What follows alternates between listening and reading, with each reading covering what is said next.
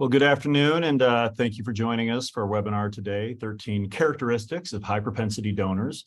My name is Nathan Stelter. I'm president here at the Stelter Company, and happy to be here today to introduce our presenter, Ed.D. Thompson. But before I do, and give him over the keys for the next hour or so, I'd like to say a few quick words about our webinar series. Many of you are familiar with what we do here, but as an expert advocate for asset-based giving, Stelter is committed to providing innovative solutions and education for industry. And we've always prided ourselves on being a bridge builder in the nonprofit community, and as such are happy to host this complimentary webinar today, as well as a whole slate of webinars throughout the year, and connecting you to experts like Eddie from across the country to assist you in maximizing revenue across your portfolio. Today's webinar is actually our fifth of our 2022 curriculum. We still have left to present a couple amazing presenters. Elizabeth Ayers, Executive Director for Gift Planning at the University of North Carolina, Chapel Hill. We'll be talking around teaching how to convince leadership of the importance of gift planning programs, something we always have to do. Stacy Solomon, who's the Chief Legal Officer and Vice President for Personalized Philanthropy at the American Committee for the Weizmann Institute of Science in New York, will also providing some really interesting insights into strategies to make plan giving data work for you. Both things, as well as what Eddie's presenting today, really tie up to what we're doing on the national level with CGP with our national standards for gift planning success. And so those webinars will be coming to you this fall. As always, you can go to stelter.com/webinars to review and watch any of the archives of any of the webinars from previous years or even earlier this year. So do keep an eye out as well in your inbox for invites for those upcoming webinars. For our talk today, it is my esteemed pleasure to introduce somebody who hopefully most of you have already heard and seen. He does a ton of webinars. In fact, I think he's got 3 today. But Eddie and I have known each other for a long, long time. Respect him, love him. He's a terrific individual. We both serve on the national board at CGP. But he is the CEO of Thompson Associates, which provides leadership and direction to over 35 seasoned charitable estate planners with an inspiring sense of generosity, integrity, and passion for helping others. And you'll definitely see that in his talk today. By creating a unique value-based model at Thompson Associates, Eddie and his team have established a way for people to dedicate the necessary time to consider important life decisions and to engage in thoughtful discussion that leads ultimately to optimal results for all. Eddie in his career has planned thousands of estates, has generated billions of dollars for charity during his 30+ years working with nonprofits. He speaks with a variety of organizations from all over the country on successful fundraising techniques, nonprofit management, charitable estate planning, has garnered many honors during his distinguished career. Eddie serves as the chair of the Charitable Estate Planning Institute, a 501c3 public charity offering top-level education on charitable estate planning for development staff, gift planning officers, and advisors. Eddie and a group of Thompson Associate colleagues formed that institute, almost 10 years ago now, in 2012. Hard to believe it's been that long already. He's also a fellow in charitable estate planning, awarded by the Institute. He obtained his doctorate in higher education administration from Vanderbilt, in which his doctoral dissertation was on, surprise, surprise, successful fundraising methods. Eddie is a native of Florida, and he and his wife Cheryl have been married over 40 years, having made Nashville their home. Have 3 amazing children and a handful of beautiful children, of which I'm told just last week, I believe, we were lucky enough to spend their own grandparents' camp with. So without further ado, I'd love to hand over the keys to Eddie for the next hour. It's all yours. Thanks, Nathan, and appreciate the work you're doing on the board. Excellent, excellent leadership. When I was writing my dissertation, I was contrasting 13 of the best universities in the country to 13 average, trying to find out why the exceptional were exceptional. It was an amazing study. I still use it every day. I've always been looking for what makes excellence, what methods, what techniques really lead to excellence. And over my now 44-year career, I appreciate you saying 30 years, Nathan. Over my 44-year career, I've worked with thousands of donors. And in that process, we've learned some really important characteristics of high propensity donors. So I want to spend our time today doing this. I'll go about 40 minutes, and then we'll have a period for questions and answers. The first and most important lesson I've ever learned in fundraising. I was visiting Pomona College, and if you've been in plan giving a long time, you know about the Pomona plan. And I was asking their chief fundraiser, what do you know that no one else knows that's made you successful? We were sitting at a McDonald's across from campus. He took out a napkin, he drew an oval, and in the oval, he drew two initials, DI, which is discretionary income. And he started drawing all these arrows towards this oval. And he said, Eddie, every nonprofit's asking donors to make gifts out of discretionary income. Then he drew a circle, and in it, he wrote two initials, NW. He said, but the smart ones, the smart organizations ask for gifts of net worth. That changed my career, where I had been focused on fundraising in general, especially major gifts, various types of metrics, methods, technologies. I discovered this is the most important lesson I've ever learned in fundraising. So I want to ask you as we begin, where is your organization asking donors to give? From what source? Discretionary income or net worth? If you know anything about Russell James, seen any of his studies, Russell will tell you that the great organizations ask for gifts of net worth. That has been my experience too. When I go around the country, work with not-for-profits, I have found the great organizations have emphasized for years the value of gifts of major assets coming from their net worth. What we also know is when someone gives you a net worth gift coming out of their assets, they tend to increase their annual giving as well. And again, that's been our experience over the years. So I want to really begin with this premise. Where are you looking for gifts? What difference are these gifts making? It struck me one day about 25 years ago, instead of asking for a gift of net worth or a gift from discretionary income, why couldn't we ask for both? And a few years later, a great nomenclature came out. Someone came up with it. I wish I could take credit, called blended gifts or blended giving. And what we realize is donors been doing this forever. You ever gotten a call from an attorney saying Mrs. Smith has passed away and she's left you $100,000? And everybody looks at each other, who's Mrs. Smith? And you go back and you look at your records and you found she's been giving you maybe $25, $50, $100 for years, but no one's ever called on her because her gifts were too small. She was making a blended gift, even though she didn't realize it, even though the organization may not have realized it. Now, I've also discovered, and I got this really initially from Cy Seymour, if you've ever read his book, the best book I think ever written on major gifts and annual gifts. He said there are three types of donors. 70% of donors give based on habit. They tend to give the last 2 months of the year. They tend to give the same amount every single year, and maybe they've done it for 15 or 20 years. The challenge with these donors is to get them to give larger gifts. And then you have those emotional donors, which is about 23%. Their gifts tend to be larger than habitual donors, but they give less frequently. They got to be triggered into making this gift. But then we know about 7% of donors are what we refer to as strategic donors. They approach giving like they do any investment because they don't make gifts, they make investments. They're looking for a return on investment. They read everything, they're analytical, they're thoughtful. They in particular feel the need to read and explore. So I would encourage you, send as much information as you can to a broad base as possible for your donors.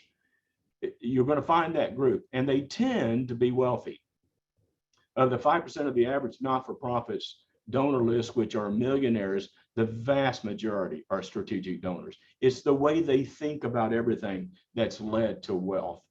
Now, you can go back and look at this slide later, and also I've passed on to Jen and to Nathan that if you'd like to have this PowerPoint, you can have it. You can take my name off of it and use it in any presentation you prefer.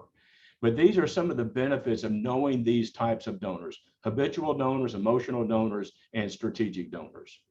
And having done now thousands of estates, I've discovered there's two types of wealth accumulators. And I think this is important too and often overlooked. The first type of wealth accumulator is the terminal wealth accumulator. Becoming wealthy is their goal. It's all about them: a nicer house, a fancier car, maybe better vacations. They build wealth for themselves. And that's a good majority of those individuals who are wealthy. But then there's those instrumental accumulators of wealth. They were pursuing something in life which led to becoming wealthy, they tend to be incredibly generous. So what I would be looking for is asking for gifts of net worth from individuals who are strategic in their thinking, and secondly, who are instrumental accumulators of wealth. They became wealthy by pursuing something. Maybe they started a business in the garage, or they bought some property outside of city limits years ago for $2,500 an acre, and now it's worth $150,000 an acre, $150,000 an acre. Be looking for those type of individuals. Now, I want to add another thought to this. For years, I chased every expensive car and every expensive garage thinking I'd find a gift for my organization. Very often I was disappointed. I've shifted over the last probably 25 years of my career looking at for high propensity donors. Now, if I had to find someone who was wealthy or propensity to give, it'd be pretty easy for me. I'd go for that propensity. People who love to help. They give their time, treasure, talents. Now, it's best when you can get both. If you only get one, go with those people who have a heart for giving. They really, truly want to help. So we want to talk about high propensity donors. I'm going to give you 13 characteristics. Now, I want to tell you where these characteristics have come from.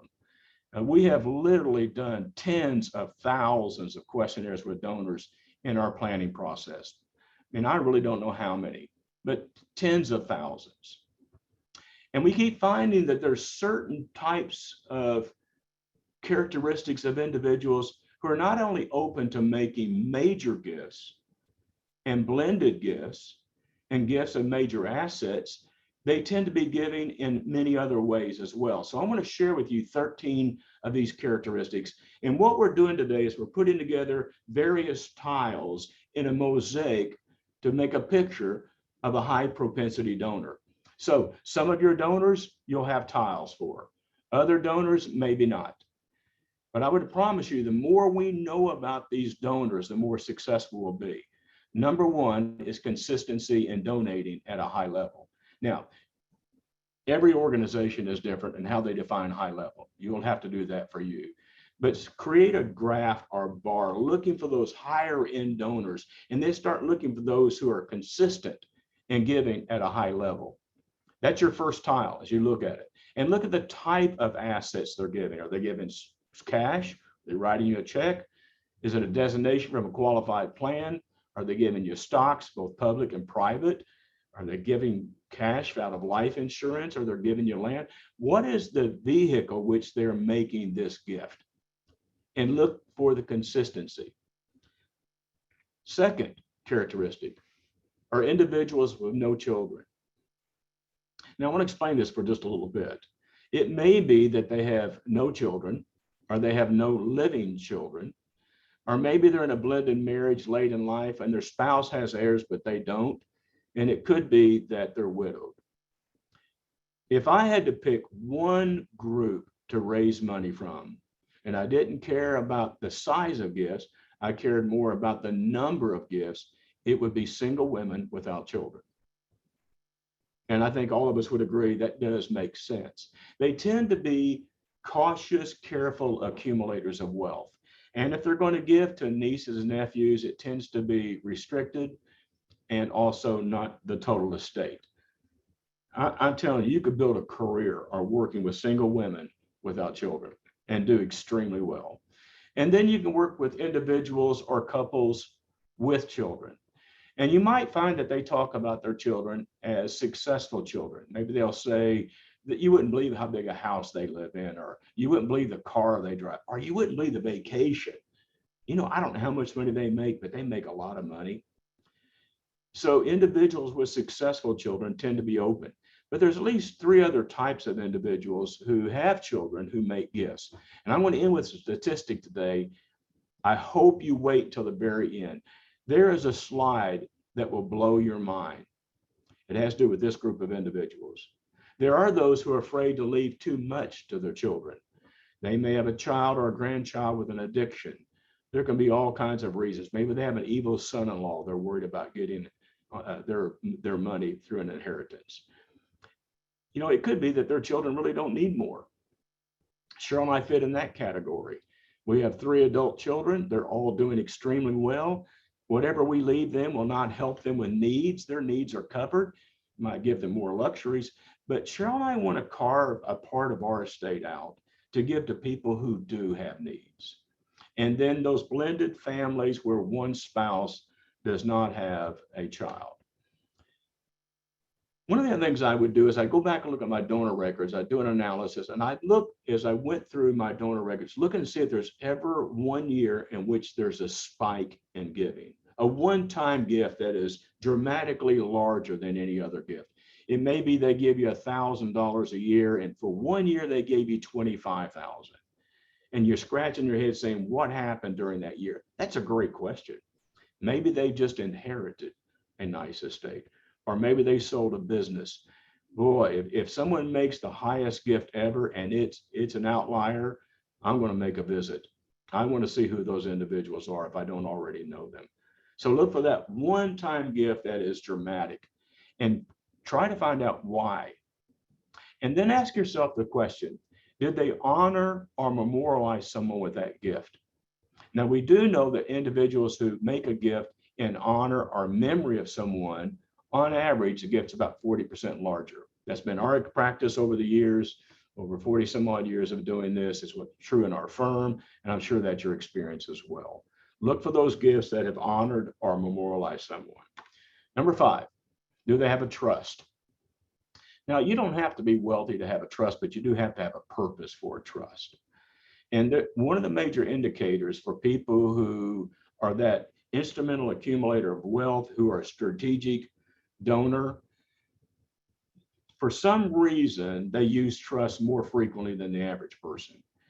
They may have a trust whose purpose is to give to charity, but I will tell you the vast majority of trusts we work with are not charitable trusts. They may be benefiting from a family trust where maybe it's a generation skipping trust, or they're benefiting from a trust set up by their parents. The wealthy often use trust for many reasons, such as asset protection. So it shows a level of sophistication, which kind of leads us back to that strategic donor, the one who approaches everything like a business decision. Number 6, we know that women are more generous than men. Did you realize that 70% of wealth held in America is held by women? Women tend to give to 3 charities out of their estate. Men tend to give to 4. Women outlive their husbands 84% of the time, and on average about 5 years and 4 months.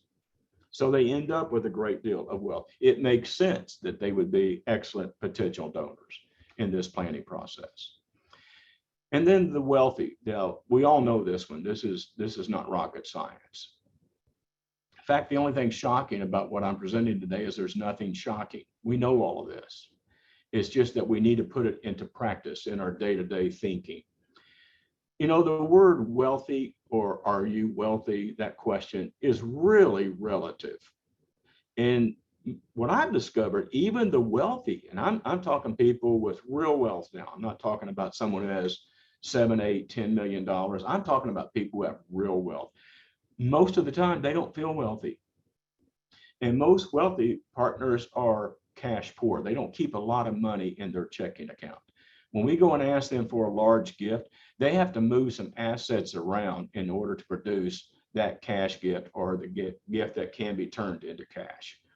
So look for someone who is considering the sale of an unrealized income asset. Maybe they have a business they've owned for years. Maybe they own land again, as I mentioned earlier, or real estate. They're looking to transition away from that unrealized income asset where it becomes income producing. I'd also ask the question, do they have more than one home? And I'll tell you a little secret we've learned over the years. If their vacation home is nicer than their permanent residence, there's an opportunity there. So I think you convince those in your leadership that maybe if you live up in the upper Midwest where Nathan is, where it gets cold in the winter, there might be a valuable trip to take to Arizona or Texas or Florida and see what kind of home is the second home. So the other trick to learn is, do they have 529s for their grandchildren? Again, this is an indication that they're a strategic donor. They're a strategic thinker. They're approaching life and family like it's a business. And then how long have they lived in their current home and could they afford more? These individuals who are wealthy, but they don't live like they're wealthy, and there's all kinds of examples. You can think of example after example as I. They're unique in a couple ways. One is, again, they were not pursuing wealth often. It happened. It came to them. And secondly, they're a little bit worried about what happens to that wealth when it transitions to the next, to the second, or maybe even the third generation. I'm telling you, that is a real concern today, as we'll see again in the last slide I'm going to share with you. Number 8, individuals who are not married or who have never been married. And again, this is almost duplicating the first slide, in that this is especially true of women over 65. I'm going to talk about ages in just a moment, but it is especially true of single women who've never been married over 65. Again, they're cautious, careful accumulators. There could also be those individuals who have lost a spouse, where there's a tremendous opportunity to honor or memorialize someone who's lost a spouse. Now, my wife has been through cancer. She had a stroke about 1.5 years ago. Cheryl and I have been married 49 years. Cheryl is my best friend. I love Cheryl. I've got the greatest wife in the world. Best friend anybody could have. If I were to lose Cheryl, and someone came to me and said, Eddie, would you like to memorialize or honor Cheryl with a gift? You know, I'd be pretty likely to do that. And then those individuals who've never married but are careful accumulators of wealth, you might focus on a bequest or a CGA. Not sure about CGAs in the current environment with inflation rate. I'm sure how that's going to affect us. And then those who have no children, they may use a charitable trust to benefit their siblings, children, nieces and nephews. We see this all the time, where someone creates a charitable remainder trust benefiting their nieces and nephews. They may give them a little bit of cash at death and then make them remainder beneficiaries or income beneficiaries from a charitable trust of some type. Number 9, again, a growing trajectory of wealth. Did you know that if a person lives to be 90, 80, or 90, the largest gift they commit to is typically at age 80? Isn't that interesting? Now here I look at, I'm 69, Cheryl and I have done really well. We have invested in real estate for years and years. We've had successful companies. And if you were to ask me, Eddie, do you have enough to live on for the rest of your life and Cheryl's life? You know, I think I do. I think we do, but I don't know. What if I go into a memory unit or into a retirement center? Or what if, God forbid, Cheryl would have another stroke and she would be confined and unable and not mobile, and we'd have to put her in some type of situation where she has 24-hour care? I can't answer that question. So there's 3 questions, really important questions. Do I have enough to live on the rest of my life? At 69, I think I do.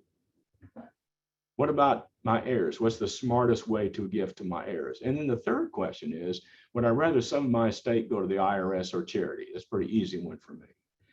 Now, let's say I go from being 69 to 80. And now Cheryl and I are in our 80s. We have a pretty good understanding of what we're going to need for the rest of our lives. My children are now in their 50s and 60s. I'm not too worried about them financially. I might be thinking more about my grandchildren. And it's an easy one for me. Would I rather some of my estate go to charity or the IRS? Now, with that in mind, it makes all the sense in the world why the largest gift tends to come from someone who's in their 80s. Now, that's a generalization. That's not always true, but I tell you what, it's true a lot of the time.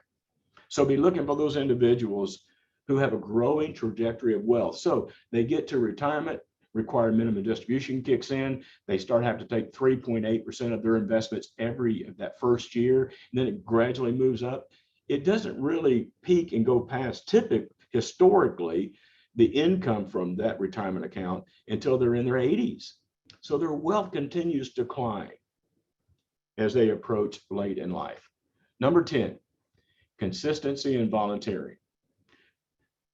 this is an interesting group too. And often it's a challenge to get those who are in charge of volunteers to let you work with them. But that is a great group for a lot of reasons. Number one, they're already committed to your mission. They're volunteering, they're giving their time. Second, they know your organization better than the average donor.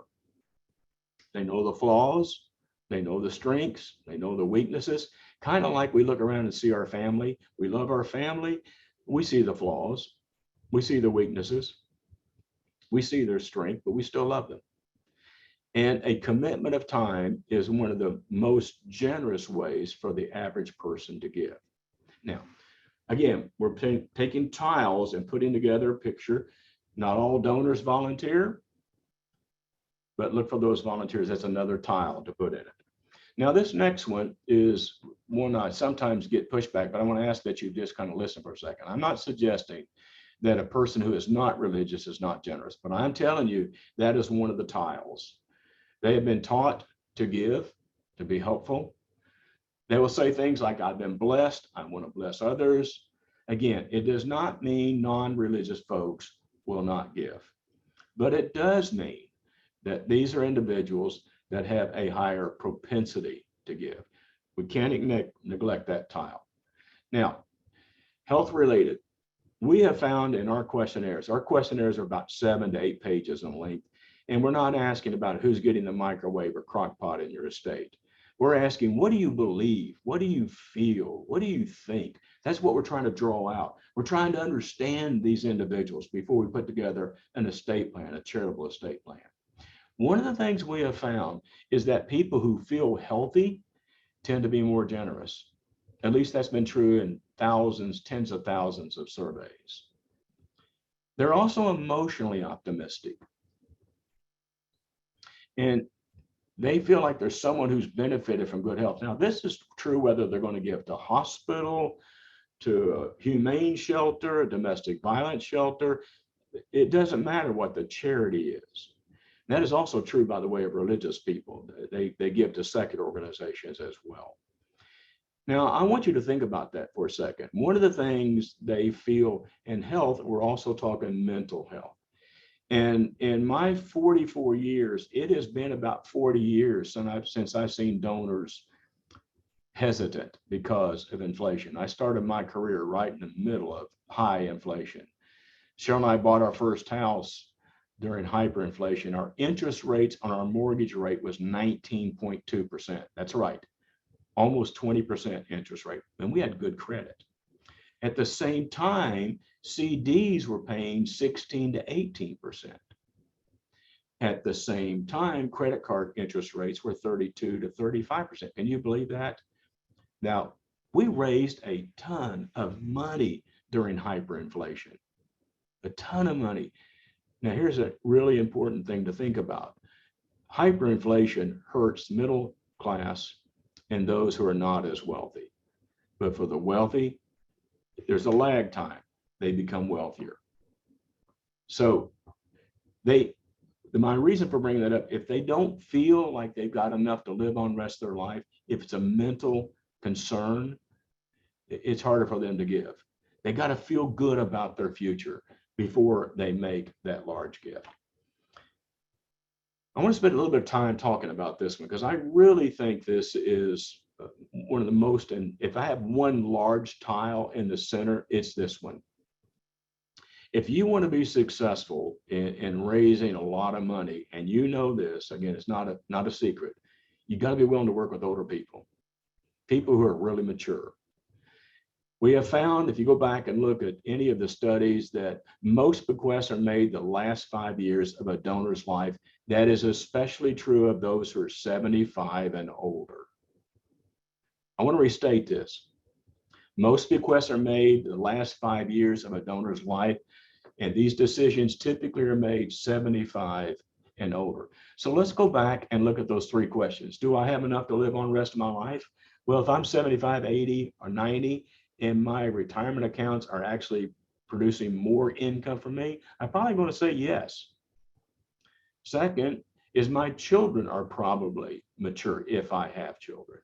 They're now getting near retirement age. And then the third, this hasn't changed. I'd rather some of my estate go to charity than the IRS. So it makes sense why most bequests are made the last 5 years of a donor's life. That is something that continues to grow in number after age 75. So their heirs are mature and maybe themselves are nearing retirement and most likely have made more money than their parents. Now, there are exceptions to that, but in general, that's true. When they write their will, you want to be on top of mind. Now, when I first started doing this, we did a lot of wills. We produced an awful lot of wills. Over the years, that's dramatically changed where we're doing more designations from retirement accounts. Whenever they're making those decisions, you want to be on top of mind. And how you do that, again, is not a secret. It's building relationships. If I could sit down with every single CEO, every single nonprofit, and they'd say, Eddie, what's the most important thing I can do to help my fundraisers raise more money? I would say, let your fundraisers spend 70% of their time with donors. The problem today is so many fundraisers are wearing so many hats. They have very little time to get out and spend time with donors. So what we want to do when these people are thinking about their estate and they're asking really important questions already, we want to be at top of mind. And the way to do that is to establish relationships early.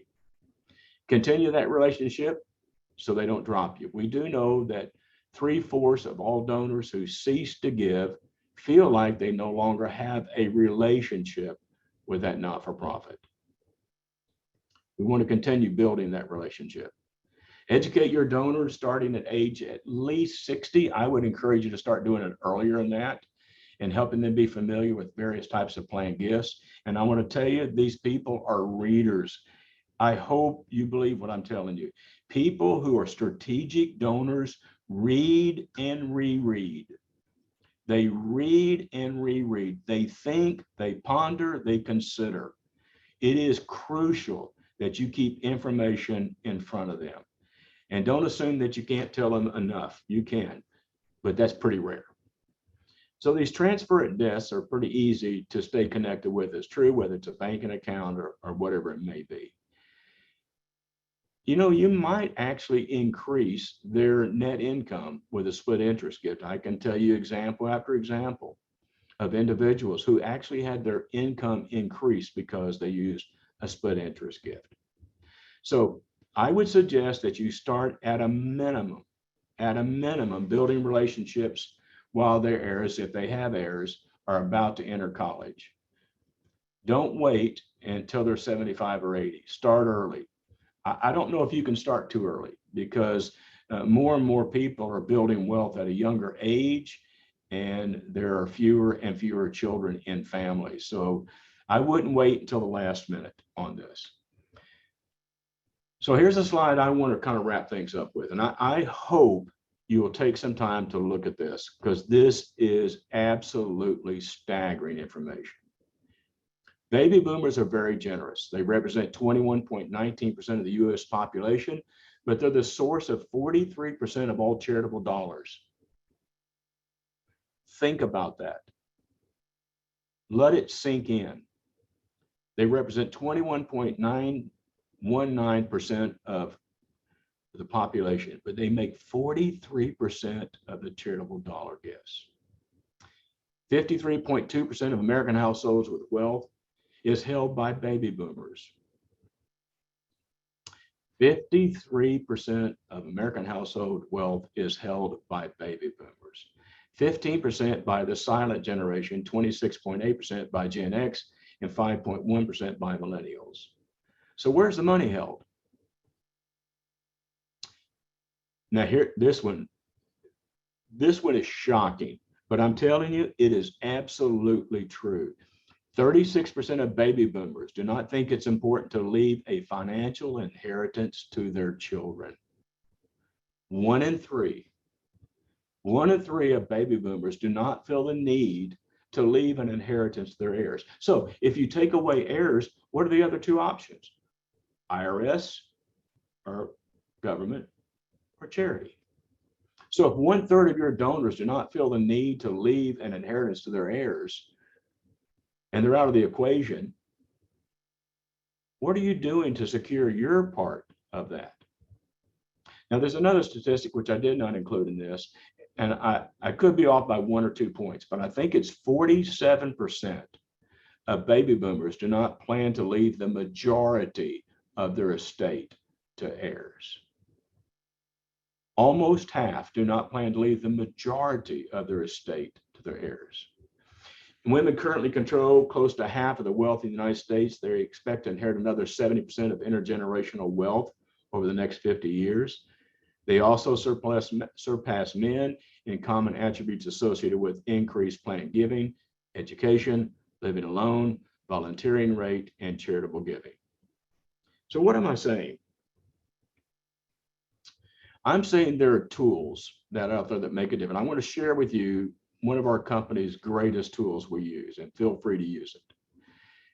We ask donors as they start thinking about their estate, what's the smartest way to give to your heirs?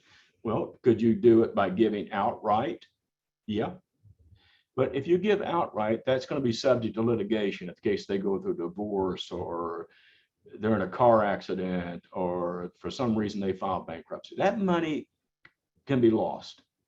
But what if you could set money aside that provided annual income to heirs, and then you set some money aside to provide lump sum to heirs? And where you had a third-party administrator up here at the top, these dollars have greater asset protection. So here's what we find. This is what we find nationwide, thousands of estates every year. Most people like the idea of leaving 20% outright to their heirs, so they could lose that money through a divorce or just spend it. Or we could create a testamentary charitable remainder trust that pays income to heirs with remainder to charity. Let's say it goes 20 years. It pays income to heirs for 20 years and then lump sum remainder to charity. But also you could set up a testamentary charitable lead trust that paid income to charity for 20 years and then the lump sum to heirs. So 20% outright, 40% is a stream income, 40% is lump sum payments. Again, the other great advantage of this is that these dollars are set aside and are hard to participate in any kind of litigation. The last thing I really want to emphasize, we always want to ask when we're asking for a gift, is there someone you'd like to memorialize or someone you'd like to honor with this gift? We know it makes a tremendous difference, not only in the initial gift, but in subsequent gifts. So recently I've had two individuals approach me. Well, actually one was 3 individuals who came and sat down and asked me for $100,000. I'd never heard of them. I didn't know any of them.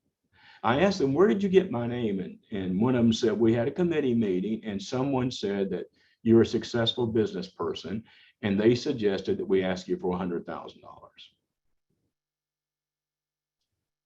Well, I escorted those 3 wise men out of my office and I told them, don't come back.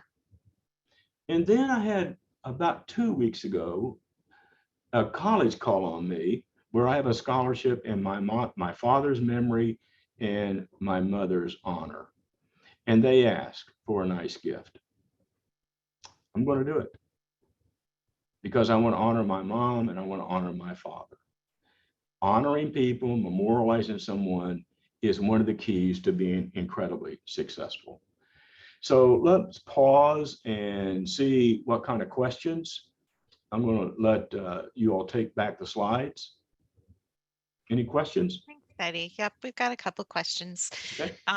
Way back at the very beginning of the presentation, you mentioned a book that was your favorite book about major giving, and it discussed the 3 types of donors. And we have a couple people asking what the name of the book was again, and if you could give the author's name. Okay, it's Cy Seymour. If you're an AHP, you know about the Cy Seymour Award. Cy Seymour, and I get the title backwards. It's either Design for Fundraising or Fundraising Design, written in 1966, I believe.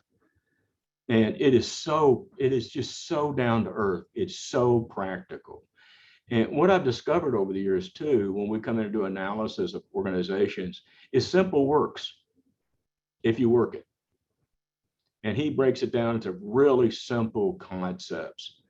And I would encourage you, if you can find a copy of it, to get it. It's a good read. Great, thank you. Cy Seymour. Can you say the title one more time? Fundraising? I think it's Fundraising Design or Design for Fundraising. It has design and fundraising together. Great, thank you. We have someone that wants to talk a little bit about children and grandchildren. Okay. This person often gets pushback because many of them feel that they should fund their grandchildren's college education, and because of that, they cannot make a major gift. Do you have any suggestions on how to respond to that concern?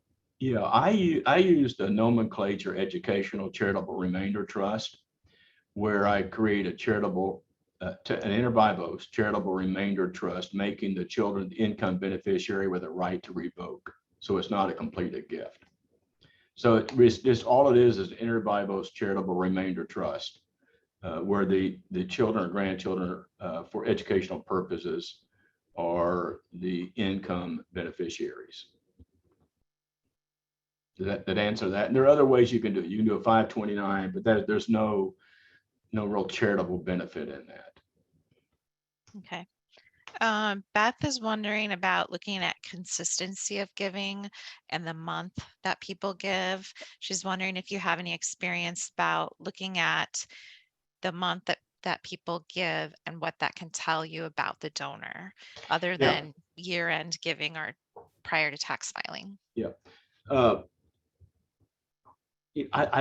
We ought to do a study on this, because this is my inclination. I'd love to hear what Nathan thinks about this too, or some of the other participants in the call. My experience has been that strategic donors tend to be procrastinators too. And they tend to kind of rush everything in the last week or so of the year. So my strategy has been go to those big donors in January and February and start planning with them then. So you're not rushed. They make better decisions when they're not rushed and they're not procrastinating.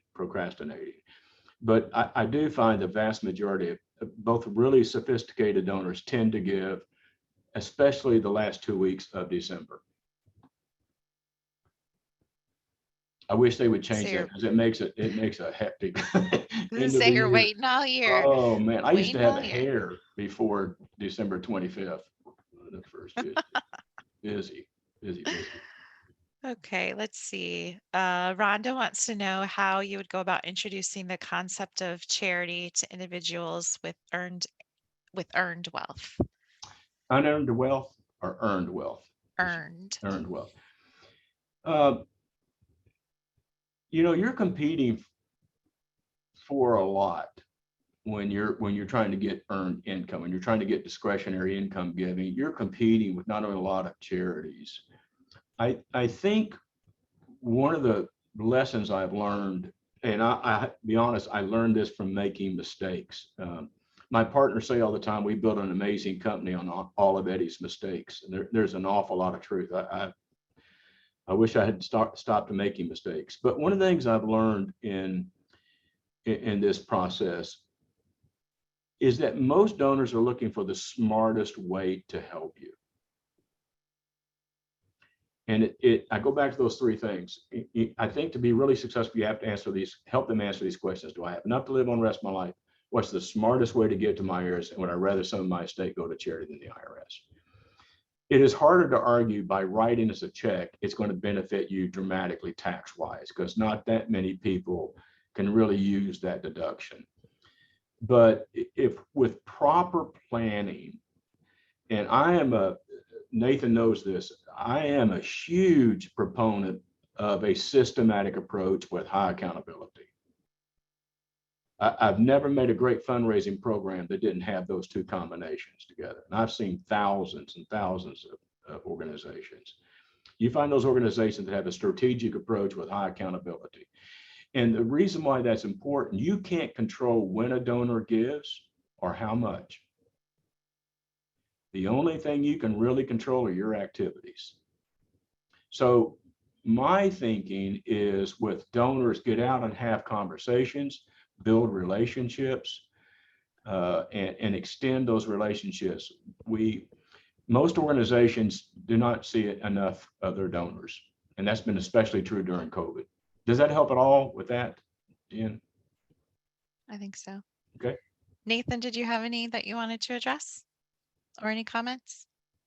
No, I think you're spot on here, Eddie, and even the timing one that you mentioned, I think that one from the question before, it'd be great if we didn't have to wait till the end of the year, but it's a real thing. Even though there is something around New Year's resolutions and tax time and people being more planful, maybe it's still ultimately at the end of the day, we are seeing that, that habitual procrastination. There are two things, Nathan. I read in the Harvard Business Review in 1982 about the guy who was the president of Jiffy Pop. Some of you are too young to know what Jiffy Pop is, but it was a phenomenon when I was a little bit younger. And he'd been hired as the new CEO of Allied Van Lines because Allied Van Lines was about to close.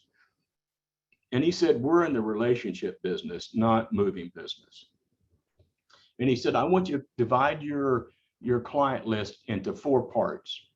I want to have a group A, group B, group C, and group D. Your group A, you're going to go see them in the months of January, February, and March and ask them for the business this coming year. Your B group, you're going to see in the next 3 months. And the next group you're going to see in the next 3 months. And by the end of the year, you're going to have seen all 4 of your clients. Now, I've taken that with fundraising. I call on all of my best donors in January, February, and March asking for their commitment. How much, Nathan, do you think you could give to our organization between now and December 31? So by the end of my first quarter, if 80% of the money is given by 20% of the people, which we know that's not true, 80% is given by typically about 4% of the donors. And I've called on my top donors and I know what they're going to give. There's no other not-for-profit that's done that except the best ones. So I say go see your best donors in January, February, March, start that relationship about their giving for that year. And that way you have time to think about some more complex type of giving that is in their interest as well as yours and the not-for-profits. So scheduling and get out of the office as much as you can. We have a couple people curious about donor advised funds and the role that they play in your equation with your 13 characteristics. And have you experienced some individuals that want to shield their money from charities using the DAFs? Yeah. I don't know if it's so much they're wanting to shelter it from charity as that the commercial companies are better at selling than some of us are. And I think it really makes more sense to give directly to the charity and donor advised fund. The one warning I would give is that I don't think DAFs, we often see people want to create a DAF because it's going to teach their children to be philanthropic. I don't think that works. Either they're philanthropic or they're not. And if I can add one other thing too, and this is going to sound like I'm pitching a commercial for Stelter, but I've been saying this for 40 years. Market plan gifts. And if you go 2 or 3 years and you don't see good results and all that you're hearing from are accountants and CPAs and attorneys and investment advisors, that's okay. They need to be educated too. But I will tell you, a strategic donor will read everything you send them. And they do not make gifts, they make investments. And they make every investment after giving it a great deal of thought and reading a lot. They read. So they may be emotional in their gift, but the decision process is slow, meticulous, and informed. So, I wish I was a great writer and I could write some of the stuff that they do, but I'm not. And I would encourage you, market. keep your name in front of them. So when they're going to meet their attorney or their investment advisor, do you realize that 3/4 of all planned gifts are initiated by an investment advisor? Let that one sink in. So they're your advocates. What you ought to be spending 10% of your time in meetings with various investment advisors, trust officers, attorneys. Get to know those professionals in your community. Okay, I'm stopped. Now I'm preaching, so I apologize. No problem. Yeah, I just wanted to say anecdotally, we hear a lot from our clients that, a donor will call them up and say, I had this newsletter that I received, your fall issue of 2019, and I've been Yep. looking it over, and I want to talk to you about this article and learn more about how to give, through this certain vehicle or whatnot. So they do hold on to them, and they go back and they look at them over and over. So I remember, if I tell one quick story, I remember pulling up I was university president years ago, and we were pulling a driveway, and he said, this guy, everybody says this man's wealthy, but I don't know Eddie. So he turned down his gravel driveway that was about a half mile long with potholes like you wouldn't believe. And as we passed, there was an old Edsel over to the roadside with an evergreen tree growing where the hood used to be, and he had collections of barn tin and wood. We pulled up and a goose ran by, and then we walked up on the porch. There's National Geographic stacked, and he came to the door and he said, "Are we going to lunch?" And Keith said, "Yes." And he goes, "Let me get my coupons." He left. And I said, "The guy is rich." But my point is, he reads and he read. These people are readers. I really encourage you. And I would say this on this webinar, whether Stelter was sponsoring this or not. Don't quit. If you're going to quit, don't start. If you're started, keep going. Stephen wants to know, you did recommend paying attention to people who have trusts. He's wondering how you identify those among your donors. Well, one of the advantages we have as a company is that everybody we meet with, we see their net worth statement. Now, when I work for a non-for-profit, I would tell people every now and then, yeah, I get to see some net worth statements, but I probably saw 5 in my career before I started Thompson Associates. So we have an advantage, but if you'll listen carefully, you can even, if you can do this, what I refer to as permission solicitation. So you go to their house and you're walking down the foyer, going into the den, and you see pictures and you see the grandchildren. That's where I would typically start, not the children, the grandchildren, because we tend to love our grandchildren an awful lot. Having spent a week with them at grandparents camp. And I would say, have you ever thought about having a trust for your grandchildren? I just keep on walking.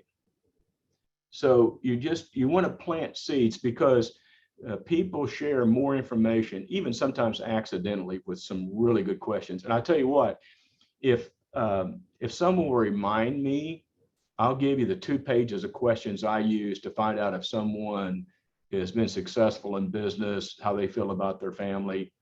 But someone will have to remind me, and I'd be happy to get that to everybody.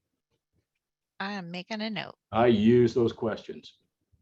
Well, that'd be great. And I think that actually would go to even a question that Rachel posed here on, do you feel or you think that the characteristics of people who have a propensity to give are changing? Are you seeing any dramatic changes or evolution in those characteristics? Not in the characteristics, but things are changing with inflation. And most people I'm working with have been preparing for inflation for about a year and a half before it really became an issue. And they've been planning for succession for about 6 months. Again, these people who make these big gifts are planners. And I haven't seen their characteristics change. What I have seen is that sometimes certain characteristics are more emphasized than others. And right now, strategic donors are really strategic donors. I predict we're going into the golden age of gift planning. And I tell you, I raised more money in the early 80s during hyperinflation. If you discount discount, use a discount rate. I raised more money than about any year until I started Thompson Associates. But we got to be strategic and we got to know who to go after. Just remember those statistics. 1 out of 3 baby boomers do not plan to leave an inheritance to their children. 1 out of 3. And 47% do not plan to leave the majority. Our potential is staggering. But we got to be strategic in our approach. So Elizabeth has a lot of questions. I'm going to pick out a couple of them for you. Okay. She's wondering if when you are discussing a planned gift with a donor, do you mention an annual gift at the same time? Do you let it happen organically? I'm also wondering if Nathan has some thoughts on this. I know we've talked a lot about blended giving, which I think this is kind of the idea. Most of what I talk about is blended giving. Now, I seldom do something in a vacuum. I don't do an annual gift, inter vivos gift in a vacuum. I don't do testamentary gifts in a vacuum. We start talking about what are your dreams. You know, the easiest way to do this is to find out. If I can go back, can you pass that back to me just what, and I'll show you this chart again and tell you how it works. Yeah, yep, you can take it back. Okay. Just go ahead and click. And just tell me to quit here if I'm going too long. This is the single best tool I use. Now I want to show you why. Most of the time, this may be generational, but moms want to preserve everything to the children. And I mean, I've done thousands of these where dad said, I don't know if that's a good idea or not. And they may quote that 92% of all inheritance is spent in 6 months after it's acquired. That's a pretty shocking statement. Now, what if we could set some money aside over here that provides annual income to heirs, and while we're doing that, eliminate your tax liability? Would you be interested in that? Or would you be interested in setting some money aside where there's triggering events when your grandchild turns 16 and you want to buy them a car, or you want to help pay for their private K through 12? So there's some triggering events here. But after you're providing income to heirs, you know, you could, if you just slow everything down, and this is why relationship, too often we make this business technical. And you got to know it. Everybody in our company has to take 13 tests, and they have to make 100 on every single one of those tests before they can work for us. You got to know the technical. But I'm telling you, 90% of this is 2 ears, 2 eyes, 1 mouth, and you ought to use them accordingly. Listen to what their issues are. It's like when you start a good company, you got to find out what the needs are and then meet them, right? So donors have a problem. You have the solution. But neither one know what it is until you talk. Did that Thanks, answer? Eddie. I think it hit on it. And that, I mean, that goes to another question that Elizabeth was asking, just kind of being nervous about knowing the technical side of things about trust and all the vehicles, and how do you walk the line of talking about those things without dipping too far into it? You know, when I first started, I would say, you know, let me go back to my office where it's quiet and let me think about this. And then what would you be available next Thursday? And or Tuesday's better, but morning or afternoon would be better for you. And let me have some quiet time in my office to think about this. That buys you time. You don't have, I promise, you don't have to be a technician to be successful. You don't have to be. It's great if you are. You can always get questions answered. Right. I've heard that time and time again from our presenters, Yep. is that that's not No. the most important thing. You need to be able to be a relationship builder, first of all. So They got to trust you. That's the most important thing. They've got to trust you. Getting answers is easy. So with that, we are out of time, Eddie. So we did have some questions that we didn't get to. So if we didn't get to your question and you'd like it answered, Eddie has offered his email address. It's on the screen, Sure. Eddie@ceplan.com. You can also reach out to Nathan or myself if you'd like to, if you have any questions about Stelter, the webinar series, and you can also visit us at stelter.com to learn more about our services. And then finally, we are recording, and we will have the recording, the handouts. Eddie said we can give you the PowerPoint itself if you want that. We're going to have the list of questions. I'll probably list the name of that book, all the good stuff on our website at stelter.com/webinars. I'll have that up by Friday, and I'll send you all an email when it's there, so you can just wait for that. And that's it. That's the end of our time. Thank you so much, Eddie, for being here, spending the Thank last you. hour with us. We really appreciate it. You did a And good Nathan. job, Jen. And thanks, Nathan. Thank you, Eddie. As always, appreciate all the insights. And Jen, you're a rock star. Thanks for Appreciate you, this. my friend. Right. Appreciate Thanks, what you guys everyone. do. Thanks for spending the last hour with us, and we hope to see you again. Bye-bye. Great company.